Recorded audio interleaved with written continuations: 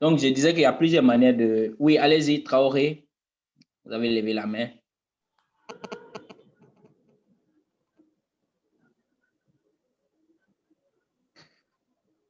Traoré, vous nous entendez? Vous avez levé la main.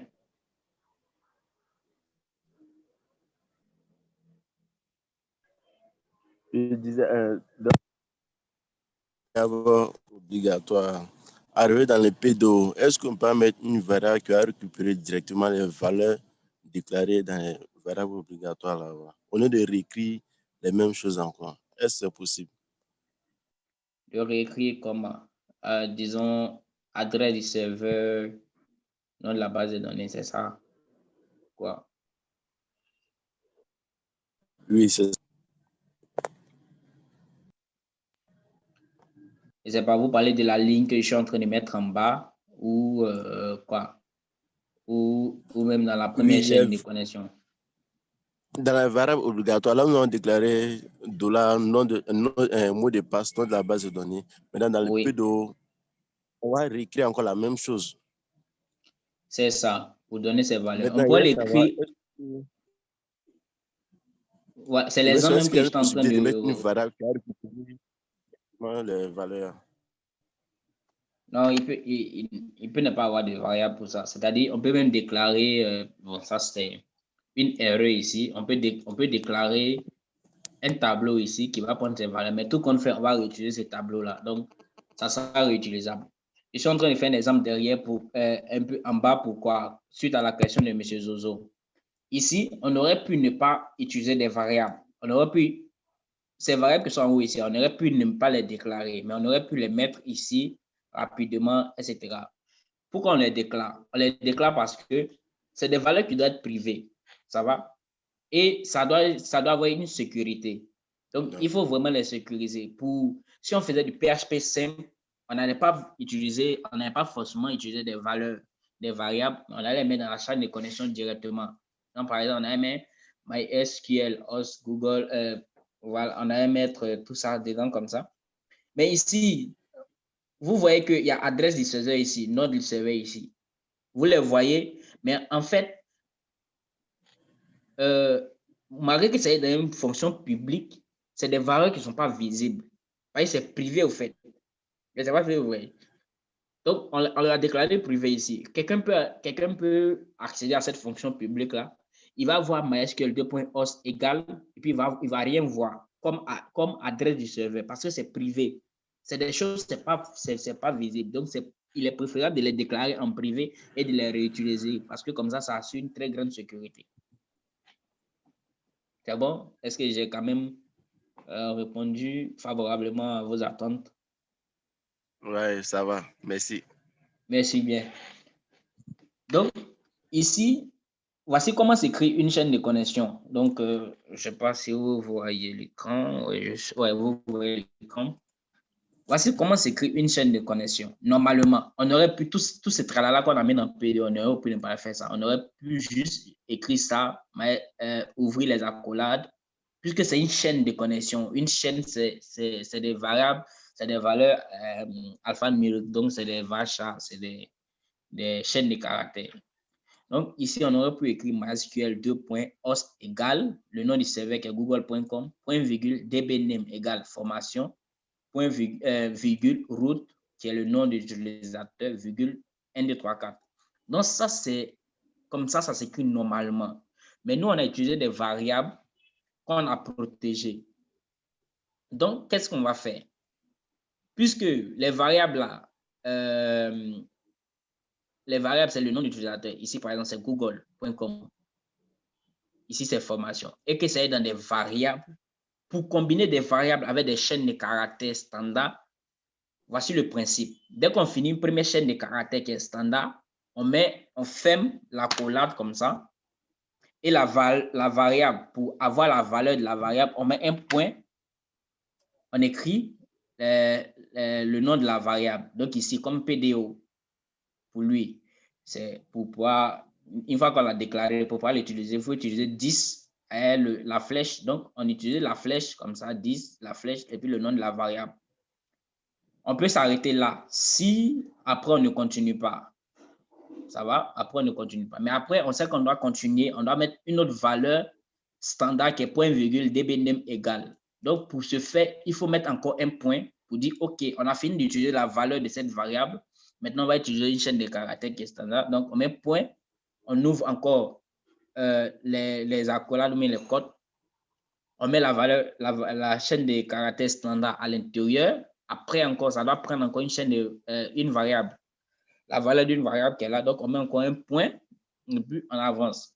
Vous voyez ici, dès qu'on a fini de mettre ce point-là, on n'a plus mis plutôt un autre point à côté parce que, bon, lui là, le virgule qui est là, il n'est pas vraiment considéré comme une variable standard, plutôt une truc. Il peut être à côté d'une variable. Donc, lui, on n'est pas obligé de mettre à côté un point et puis virgule, etc. Donc, dès qu'on a fini d'écrire, on a fini de récupérer la valeur du nom de la base de données, on a mis une virgule. On n'a plus mis de point et puis on n'a plus ouvert des codes parce qu'il n'y aura pas de variable de chaîne de caractères standard encore à côté. Donc, on finit de mettre ça, on met virgule et puis on met le nom de la base de données. Donc, c'est la même chose qui est réécrite ici. Ça va? Mais là, on a plutôt utilisé des variables, mais qui sont sécurisées. C'est plutôt pour la sécurité qu'on l'a fait. Et aussi pour l'organisation. Parce que demain, si quelqu'un va venir et qu'on a tout combiné dans la chaîne de caractères ici, il va d'abord venir lire, il va venir lire toute la chaîne de caractères avant de savoir qui est base de données, qui est serveur, qui est utilisateur, qui est mot de passe. Donc ici, quand on a déclaré ici adresse du serveur et qu'il retrouve et qu'il vient dans cette chaîne de caractères, déjà ça lui tape à l'œil. Il a déjà la notion de couleur en fonction de l'éditeur de test. Il voit que ici, il y a une couleur qui est peut-être, si vous voyez là-bas, marron. Et ici, c'est un peu bleu. Il ressemble ici à la variable qu'on a déclarée ici. Donc, il sait déjà que cette variable-là, voici sa valeur ici. C'est plutôt pour l'organisation qui n'a pas participé à notre projet. Voilà. Donc, est-ce que j'ai répondu à vos attentes? Oui. Ah, j'ai bien vu. Merci beaucoup. Merci bien. En tout cas, si j'ai bien répondu, ça me fait plaisir. On met un point virgule et on revient. Donc, ici, on a fini d'écrire notre chaîne de connexion. OK, ici, on a fini d'écrire notre chaîne de connexion. Donc, on a dit quoi? Essayons de se connecter à la base de données. Donc, on essaie avec la chaîne de connexion. Au cas où ça échoue, on va catch l'erreur et puis on va la display. On va récupérer l'erreur, on va la montrer et puis la montrer. Donc, pour ça, on va utiliser PDO exception. Donc, on va mettre PDO exception comme ça ici. Donc, ici, flow. Donc, ici, on va enlever ça. On va mettre PDO exception comme ça. Et puis, on va mettre une valeur qui va prendre cette exception là. Donc, on peut la nommer exception comme ça, exception. Donc, PDO exception, on met ça dans une variable. Et cette variable là, on va venir la montrer ici. On va écrire, on gère l'erreur de la connexion. On peut mettre un commentaire. On gère l'erreur quand la connexion à la base de données a échoué. Comme ça. Donc ici, pour gérer ça, on va faire un écho. C'est-à-dire, on va afficher comme ça. Donc, pour afficher, on met point virgule pour afficher. On va écrire à l'intérieur. Donc ici, vous découvrez le mot-clé écho. Écho qui, en PHP, quand on va afficher quelque chose, on met ça en écho. Donc, on va écrire erreur de connexion. Erreur de connexion à la base de données. À la base de données. Comme ça. Et on va display, c'est-à-dire on va afficher la dite erreur. Donc, on peut mettre 2 points. Pourquoi ça a été fait? 2 points. Donc, vous voyez là que pour écrire une chaîne de caractères, j'ai mis ça dans le code. Mais après, je dois déclarer, il doit montrer la valeur de l'exception.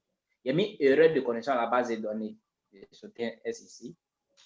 Erreur de connexion à la base de données. Mais il faut qu'on sache c'est quelle erreur pour pouvoir apporter des solutions. Donc, pour ça, il faut récupérer la valeur qui est dans l'exception. Donc, il faut récupérer cette valeur. Comme cette valeur est dans une variable, donc, on va mettre ici point. Ça va? Pour dire que c'est la valeur d'une variable qu'on veut. Donc, point $exception. Donc, je vais copier ça pour ne pas que je puisse me tromper. Et ici, vous allez remarquer que on a mis $exception ici. Pourquoi on n'a pas mis 10 ici? Pourquoi on n'a pas mis 10? Ça va? On n'a pas mis 10 parce que exception ici, on n'a pas écrit en PDO. On a écrit en simplement PHP. C'est-à-dire, on n'a pas mis un type de valeur privée, publique ou quoi. On n'a pas mis ça. Donc, on a réécrit entièrement la valeur avec le $. Mais si on avait écrit en privé, public, etc., on allait utiliser 10 comme ça, avec la flèche, et puis écrire la variable. Donc ici, on a écrit en PHP comme ça. On aurait pu écrire ici, soit public.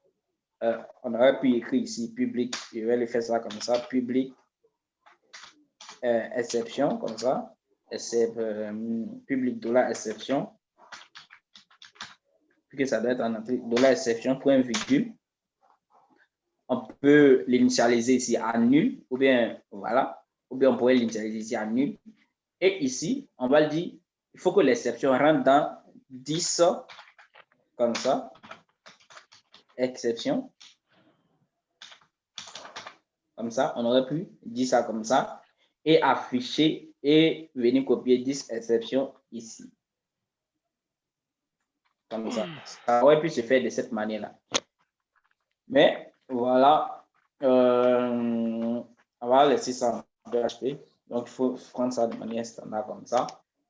Donc, PDO exception, écho erreur de connexion à la base de données 2 points. Et puis, la valeur de l'exception comme ça. Et on va dire, dans cette exception, il n'a qu'à récupérer le message indexé. Donc, le message approprié parce qu'il envoie une tonne d'exceptions. Ça va? Il envoie une tonne d'exceptions, mais nous, on veut juste l'exception qui est liée à notre erreur spécifique. Donc, on va dire get message en un point virgule. C'est bon? Est-ce que jusque-là, ça va?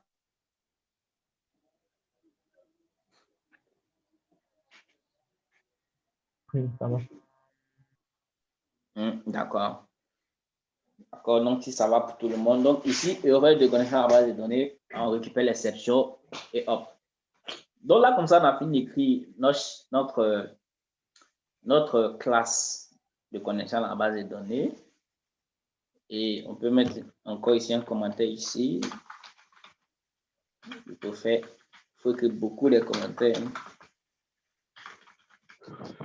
Classe de connexion à la base de données, à la base de données comme ça. Et voilà, on cherche, prendre l'espace ici, plutôt mettre l'espace ici pour que ce soit bien visible. Et voilà, on a fini d'écrire ça. Mais après, il faut pas oublier qu'on a des valeurs qu'on n'a pas remplies. Donc, le nom de notre serveur, on est dans un serveur local, donc ça sera localhost.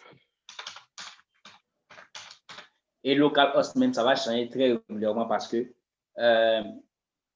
ça va dépendre de où vous trouvez. Ici, on est sur notre bureau, donc c'est en local. Quand vous serez dans un serveur là-bas, vous serez plutôt en local de ce serveur, donc ça sera aussi localhost. Mais il y a des serveurs qui permettent qu'on puisse mettre l'adresse même. Ça peut être une adresse IP ou bien voilà, quelque chose comme ça. Mais très généralement, c'est localhost. Vous n'allez pas changer ça régulièrement.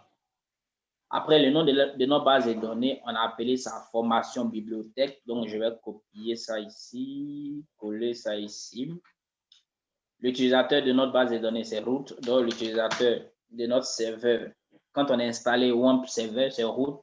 Le mot de passe, il est nul. On n'a pas défini de mot de passe, donc il est comme ça. il est vide. Et voilà, on a fini d'écrire notre connexion à la base de données. Jusque-là, est-ce que vous avez des questions à poser avant qu'on ne passe au modèle? Je vous écoute. Allez-y, monsieur Zozo.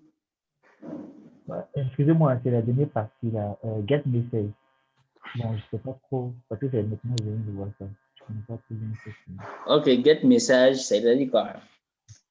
On essaie de se connecter à la base de données et quand on a échoué, ça va renvoyer une exception. Donc, il va renvoyer toutes les exceptions, c'est-à-dire, il va envoyer plusieurs blablabla, c'est-à-dire pas mal de messages qu'on n'est pas forcément en mesure de comprendre. Mais nous, on va lui dire quoi? Prends le message spécifique, c'est-à-dire, au lieu de nous afficher une tonne d'exceptions, etc., une tonne de paramètres qu'on ne va pas comprendre, récupère juste le message qui est dans cette exception-là. Il faut aussi dire que PDO, c'est une classe standard qui est définie dans PHP, ou bien dans la programmation orientée objet. C'est quelque chose qu'on n'a pas écrit. Parce que vous voyez ici, new PDO, c'est-à-dire PDO, c'est une classe. Voilà, on peut dire que c'est une classe de connexion de base de données. Donc, cette question n'a pas écrit, mais c'est donné initialement par PHP, par PO. Donc, dans ça, il y a dans une classe, il y a des fonctions. Ça va, il y a des fonctions dans une classe. Par exemple, on a créé notre classe database, il y a une fonction dedans, connexion de base de données. C'est comme ça dans PDO qu'il y a une classe qu'on n'a pas écrite, mais qui est donnée initialement par PHP. Il y a une fonction qu'on appelle getMessage. Donc, c'est getMessage qui nous retourne le message d'erreur qui est spécifique vraiment à l'erreur qu'on a créée. Ici, c'est une erreur liée à la connexion de la base de données. Donc, il y a un message spécifique qui est là-dedans. C'est ce message-là qu'on veut. Donc, il va nous envoyer une fonction qui prend ce message-là. Donc, on l'appelle getMessage. Ça, c'est quelque chose qu'on n'a pas écrit, c'est donné de manière standard par PHP. C'est bon? D'accord, c'est bon. Merci. Voilà. Après, il faut savoir maîtriser. Après cette page de connexion, quand vous allez faire d'autres projets, vous n'allez plus généralement la réécrire. Mais comme ça, il faut que vous sachiez comment on l'écrit. Voilà. Moi, disons, si ce n'était pas pour cette formation, j'aurais pris. Il y avait déjà écrit ça après ailleurs, donc j'aurais pu prendre une école, mais je change l'information comme nom de la base de données utilisateur, mot de passe. Parce que c'est quelque chose qui marche bien déjà, donc pas besoin de la réécrire à chaque fois. Voilà, c'est ça qui est quand même l'avantage d'utiliser de la programmation orientée objet, d'utiliser des fonctions parce que c'est réutilisable. OK. On a fini, on va s'attaquer au modèle. Le modèle, c'est lui qui va nous permettre de nous connecter à la base de données. Donc,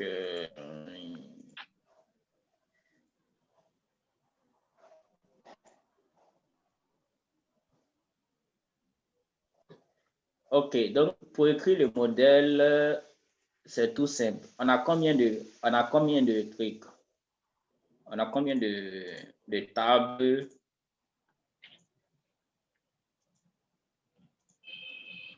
Donc, je viens ici sur ma base de données. On a voilà les tables de notre base de données. On a 4 tables de base de données.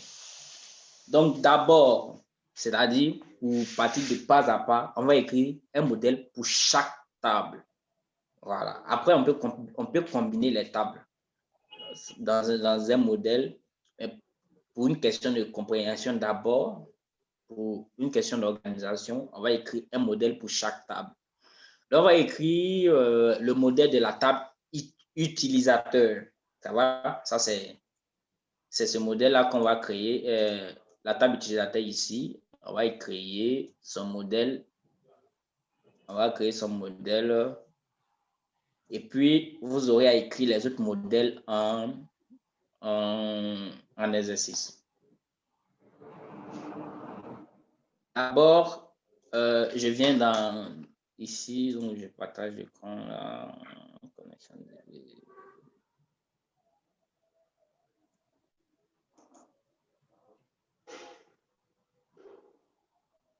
Donc, ici, dans le modèle, qu'est-ce que je vais faire? Je clique sur modèle ici et je vais, pour chaque table, je vais créer un dossier. Par exemple, la table utilisateur, donc je vais créer ici utilisateur, comme ça. Et dans utilisateur, je vais mettre un fichier que je vais nommer modèle.php. Donc, j'aurai modèle. Donc, ça sera la structure pour les autres. Et dans, je peux écrire, comme on a livre, donc on va créer le modèle livre. Donc, je crée un dossier que je vais nommer livre. Et dans livre, je crée un new file, un nouveau fichier que je vais nommer modèle.php. Donc, ça veut dire quoi? Je vais créer le modèle d'utilisateur, mais je mets ça dans un dossier pour une question d'organisation. Donc, dans modèle, le modèle de l'utilisateur, voilà, et voilà, le fichier dans lequel on va écrire, je vais le nommer aussi modèle. Ça, c'est une question d'organisation. Si dans modèle, on aurait pu écrire, on aurait pu créer directement les fichiers, par exemple, utilisateur.php. On aurait pu écrire, créer un autre fichier, un livre.php, comme ça.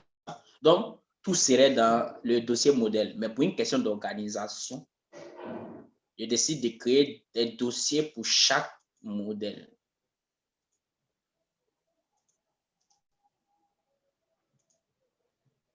Qu'est-ce que je fais là? OK, donc j'ai l'utilisateur. Dans les dossiers utilisateurs, j'ai créé un fichier que j'appelle modèle. Et comme c'est dans un dossier PHP, on n'oublie jamais de déclarer PHP. Et tout ce qu'on déclare, tout ce qu'on ouvre, on ferme en programmation. Et voilà, comme ça, on va se lancer dans l'écriture d'un modèle. Pour écrire le modèle, sans PDO, hein. Donc, on va faire ça dans une classe. Wow. Quel problème. On met ça dans une classe et comme c'est, tu vas créer une classe utilisateur, comme ça, utilisateur. On ouvre les codes, comme ça, on ferme. Et à l'intérieur, on va créer un fichier qu'on va appeler $connexion.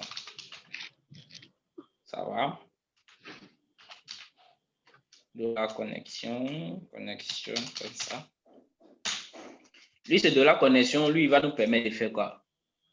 Lui, il va nous permettre de nous connecter, disons, d'accéder à notre base de données. Donc, pour chaque modèle, il faut créer lui. Donc, on va mettre plutôt un commentaire à côté. Et pour faire écrire ça à côté comme ça, un commentaire, variable privée.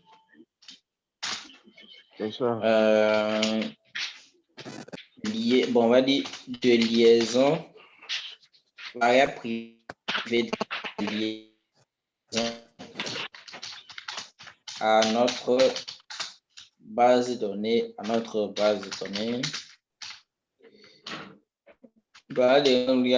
données propre aux requêtes. Bon, je vais éviter ça, je vais mettre ça comme ça. Donc, variable de liaison à notre de liaison à notre base de données. Ça, c'est le premier. Ah, ok. Donc, lui, oh, de temps. Il nous reste 10 minutes pour qu'on puisse terminer ce modèle-là. Donc, dites-moi si possible. Si ce n'est pas possible, on va s'arrêter là. Est-ce que si ça se coupe, on peut revenir très rapidement pour 15 minutes de plus? Oui, moi, il n'y a pas de problème.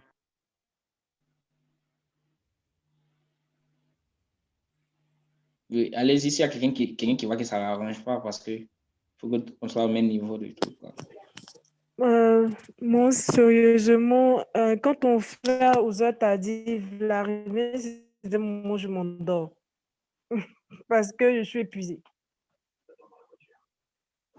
Donc, je suis vous un peu... endormez. Parce que la journée, on a travaillé, on est épuisé. Demain, on doit se réveiller très tôt, encore parti. Donc, je allais même vous proposer ça en inbox même. Vous voulez qu'on s'arrête là? Oui, c'est possible. D'accord. Il y a une personne. Oui, allez-y, Phil, Kofi. Ouais, je pense que si c'est vraiment 15 minutes, il n'y a pas de souci. 15 minutes. Donc, on peut accorder 15 minutes de plus. Ou bien. Voilà. D'accord, on va essayer d'écrire. D'abord, d'essayer de voir ça. Peut-être je vais continuer. Au cas où ça se coupe, je vais continuer seul. Et puis, vous envoyez la vidéo après. Donc, ici, qu'est-ce que je vais faire? Je vais déclarer les variables qui sont liées à mon modèle. C'est un modèle utilisateur. Donc, ici, l'utilisateur a un identifiant ID. Donc, je copie. Je colle d'abord. Bon. Je viens à la ligne. Il a un nom. Je colle. Ça, il prend ça directement de la base de données. Peut-être si vous ne voyez pas l'écran. Mais je vais attendre, je vais partager tout le screen. Donc, ici, on sait qu'il y a un ID, il y a un nom, il y a un prénom. Donc, je copie, je colle. Il y a une profession de l'utilisateur, je copie, je colle. Donc, vous voyez que je suis en train de copier-coller. Je vais copier-coller ça.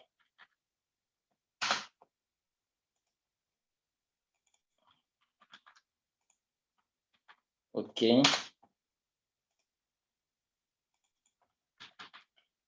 Après, je vais vous demander de télécharger quelque chose et puis je pense que ça sera, on va même s'arrêter là après ça. Donc, is deleted. Donc, quand même, on va copier tout comme ça. OK. Donc, une fois qu'on est là, qu'est-ce que je vais faire? Puisque c'est des variables, pour dégager des variables, il faut mettre des points, virgules, etc. derrière, et des dollars derrière. Bon. Donc, je mets un dollar comme ça. Mais comme on est en POO, il faut mettre un type. Donc, ça doit être de type privé. Donc, ça ne doit pas être accessible. Pour que ça soit accessible, on va voir comment après les utiliser plus tard dans la vue. Mais on les déclare comme privé. Et on met point virgule derrière. Je viens derrière tout le monde, je mets point virgule. OK. Et même avant ça, je vais déclarer comme privé aussi le nom de la table de la base de données. Donc, ma table, c'est la table utilisateur. Donc, la valeur de la table, c'est ici. C'est la table utilisateur. Donc, je prends la table et je mets cette valeur dedans. Je mets point virgule. Et puis, je peux commenter pour dire la table utilisateur dans la base de données. Et ici, je peux mettre un commentaire pour ces variables-là. Je vais dire attribut, bon, attribut, variable, attribut d'un utilisateur. Voilà. Et une fois que j'ai fini, je vais créer des setters et des getters. Donc, plus précisément des setters. Je n'aime pas utiliser les getters. Les setters, c'est quoi? Les setters, c'est des accesseurs. C'est-à-dire quoi? C'est petites fonctions qui vont nous permettre d'accéder à nos variables ici, mais qui sont privées. Ici, c'est privé, mais il faut qu'on puisse les réutiliser en dehors de cette classe-là. Pour les réutiliser, il faut créer des sets, des accesseurs et des accesseurs, des getters, les getters, c'est quoi même? Tellement qu'ils n'utilisent pas les getters, même j'ai oublié ce que ça signifie en français. Donc, mais on va plus utiliser les setters. Donc, on va créer des setters. Pour créer des setters, c'est des petites fonctions. C'est des petites fonctions. Et pour que ce soit dynamique, on va télécharger un plugin. Le plugin, pour le télécharger, on voit ici dans notre Visual Studio, à côté ici, on a des options ici. On a le premier, on a Loop qui est là, on a ici Source Control et puis on a un truc ici. Donc, pour télécharger des plugins dans VS Code, on vient sur le dernier qui est là. On vient sur le dernier, extension, et on recherche ici dans la valeur ici, on recherche PHP getters, comme ça, and setters. Ça va? Et on va on va essayer de voir. Donc, il faut avoir Internet pour le faire.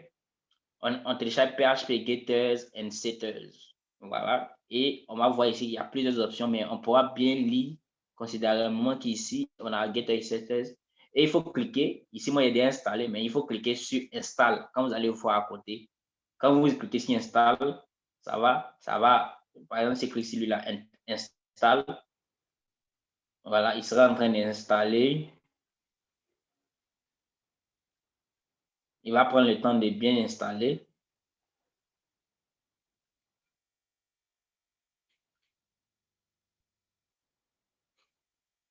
Voilà, une fois qu'il est installé, ici, il va mettre une installation. C'est-à-dire l'installation est finie. Une fois qu'il est installé, bon, lui, c'est PHP Debug. Il n'y a pas besoin de lui. Donc, il peut le désinstaller. Une fois qu'il est installé, vous redémarrez votre Visual Studio. Lui, il est désinstallé parce que ce n'est pas de lui il s'agit. Vous redémarrez votre Visual Studio et puis vous importez votre projet dedans. Vous allez voir que vous pourrez régénérer rapidement ou bien de manière dynamique les setters et les getters. Donc ici, pour générer les setters, on clique sur chaque variable sans prendre le dollar et les points virgules qui sont à côté. Juste le nom de la variable, utilisateur, nom, utilisateur, prénom, profession, email, mot de passe, téléphone, isDelete, date. Une fois que tout est sélectionné comme ça, ça va. Vous allez cliquer, vous allez faire un clic droit dessus comme ça. Vous allez voir les options. Insert PHP getter, insert PHP setter, insert PHP getter and setter. Donc, pour faire les deux ensemble, c'est ça. Mais nous, on va plus faire les setters. Donc, on va utiliser insert PHP setter. On clique dessus. Et il nous a généré un ensemble de fonctions. Donc, des petites fonctions qui permettent d'accéder à nos valeurs privées. Il les a mis en public. Vous voyez, il les a mis en public. Donc, c'est-à-dire que ça pourrait être accessible en dehors de cette classe. Donc, ici, là, vous voyez, c'est un peu comme ça. On génère les setters, les getters et on écrit notre modèle. On n'a pas encore fini parce qu'à l'intérieur des modèles, on doit faire des requêtes d'inscription puisque l'utilisateur doit s'inscrire, des requêtes de connexion. Mais je pense qu'on va s'arrêter là pour aujourd'hui. Comme exercice, vous devez créer les modèles livres, les modèles catégories et les modèles lecture qui restent là-bas. Donc, vous m'envoyez ça vendredi avant 18h. Vendredi avant 18h. Le temps que je regarde pour tout le monde, disons pour tous ceux qui vont faire. Et puis, parce que c'est pas tout le monde qui va faire. Il y a toujours les gens comme ça. Donc, vous faites ça et puis vous m'envoyez. Merci beaucoup. Je pense que ça va se couper dans quelques secondes.